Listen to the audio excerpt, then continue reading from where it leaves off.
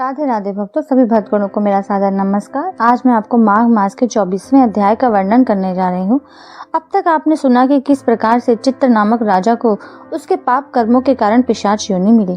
इसके आगे लोमश जी कहने लगे कि वह राजा पहले तो तामिष्ट्र नामी नरक में गया, फिर अंध तामिष्ट्र जहाँ पर अति दुखों को प्राप्त हुआ, फिर महारौरव, फिर कालसूत्र नामी महानरक में गया, फिर मूर्छा को प्राप्त हो गया, फिर मूर्छा से चेतना आने पर तापन और संप्रतापन नामक नरक में गया, अनेक दुखों को भोगता हुआ यह प्रताप नामक नरक में गया। तब काकोल, कूर्मल, पूर्त, मृतिका, लोह शंकु, मृजिश आदि नरकों से होता हुआ असिपत्र वन में पहुंच गया। फिर लोह धारक आदि नरकों में गिराया गया।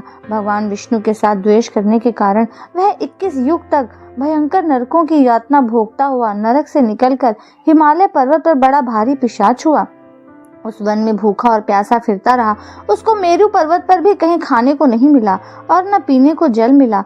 होत व्यथा के कारण वह पिशाच घूमता हुआ एक समय प्लुत प्रस्थवर्ण नाम के वन में जा निकला। बहेड़े के वृक्ष के नीचे वह दुखी होकर हाय मैं मरा, हाय मैं मरा ऐसे जोर जोर से पुकारने लगा और कहने लगा, भूख से दुखी मेरे इस जन्म का कब अंत होगा?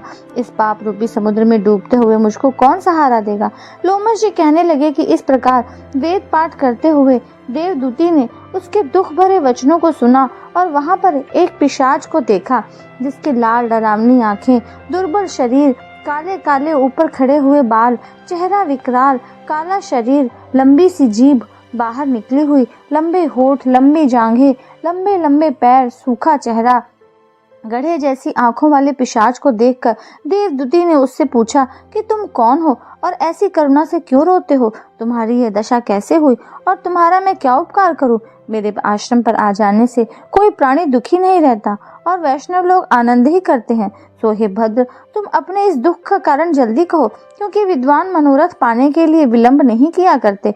ऐसे वचन सुनकर प्रेत रोना बंद करके विनीत भाव से कहने लगा कि हे द्विज, किसी बड़े पुण्य में मुझको आपके दर्शन हुए हैं। बिना पुण्य के साधुओं की संगति नहीं होती। और फिर उसने पहले जन्म का वृत्तांत कहा कि भगवान विष्णु के द्वेष के कारण मेरी यह दशा हुई है। जिस हरि का नाम यदि अंत समय में मनुष्य के मुख से निकल जाए तो मनुष्य विष्णुवत पद को प्राप्त होता है, जो सबका पालन करता है। उसी से मैंने द्वेष किया। यह सब मेरे कर्मों का दोष है, जिसकी ब्राह्मण तप द्वारा प्रार्थना करते हैं। ब्रह्मादि देवता, सनकादिक ऋषि जिसको मुक्ति के लिए पूजते हैं, जो यदि मध्य और अंत में विश्व का विधाता और सनातन है, जिसका आदि मध्य और अंत नहीं है, जो भगवान के साथ मैंने द्वेष किया, जो कुछ पुण्य किए मैंने पहले जन्म में किए थे, वह सब विष्णु की द्वेष रूपी अग्नि में भस्म हो गए। यदि किसी प्रकार मेरा यह पाप नाश हो जाए तो मैं भगवान विष्णु के सिवाय किसी और देवता का पूजन नहीं करूंगा। विष्णु भगवान से द्वेष करके मैंने बहुत दिनों तक नरक यातना भोगी और अब पिशाच योनि में पड़ा हूँ। इस समय मैं किसी अच्छे कर्म के योग से आपके आश्रम में आया हूँ, जहाँ पर आपके सूर्य रूपी दर्शन ने मेरे दुख समान अंधकार को दूर कर दिया है। अब आप कोई ऐसा उपाय बतलाइए जिससे मेरी यह पिशाच योनि दूर हो सके, क्योंकि सज्जन पुरुष उपकार करने में देर नहीं करते। देवदूती कहने लगे कि यह माया देवता, मनुष्य, असुर सबकी स्मृति को मोहित कर देती है, जिससे धर्म का नाश करने वाला द्वेष पैदा हो जाता है।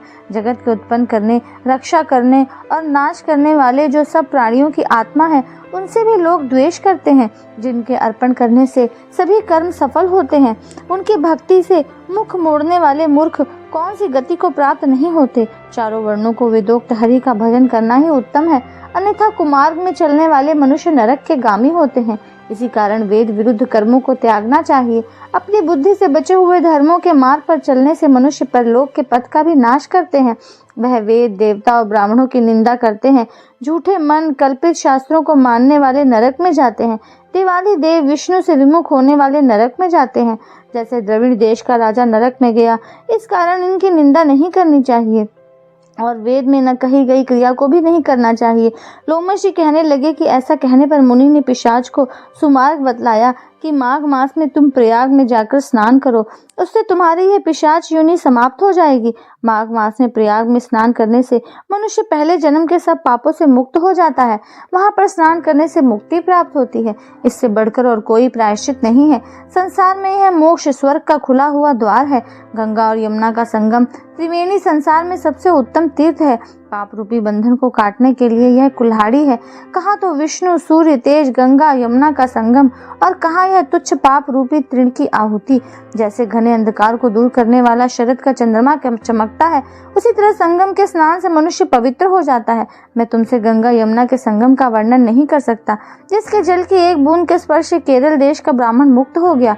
ऋषि के ऐसे वचन सुनकर प्रेत के मन में अत्यंत शांति उत्पन्न हो गई, मानो सब दुखों से छूट गया हो। प्रसन्नता से उसने विनय पूर्वक ऋषि से पूछा, श्री कृष्ण गोविंद हरे मुरारी, हे नाथ नारायण वासुदेवा, राधे कृष्णा कृष्ण कृष्णा राधे कृष्णा कृष्ण कृष्णा, राधे राधे।